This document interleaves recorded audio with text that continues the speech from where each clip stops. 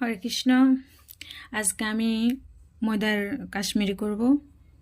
তো এখন আমি ময়দাগুলো মেখে নিচ্ছি জল দিয়ে, ঠিক যেমন রুটি যেভাবে করে সেভাবে ময়দাগুলো মেখে নেব, রুটির ডোয়ের মতো। তো এখানে আমি 2 কেজি ময়দা নিয়েছি। এখন হালকা মাখা হয়েছে, আরও মাখতে হবে, অনেকটা মাখতে হবে। তারপরে রেস্টে দিয়ে দেব আমি 2 ঘন্টা। যতক্ষণ রেস্টে দেওয়া যায় ততক্ষণ পর্যন্ত এটা ভালো হয়, যত বেশি রেস্টে দেওয়া যায়। তো এখন আমি ধুয়ে নিচ্ছি। এটা আরও আগ থেকে ধোয়া হয়েছে, প্রথম থেকে যে ধুইছি ওটা তো দেখাতে পারি নাই, এখন ধুইতেছি এটা লাস্টে প্রায় ফিনিশিং ধোয়াটা। একদম ধোয়ার পরে ঠিক এমনটি হবে ময়দার ডোটা। এবার আমি ভেজে নেব। ভেজে নেওয়ার পরে আমি আজকে এটা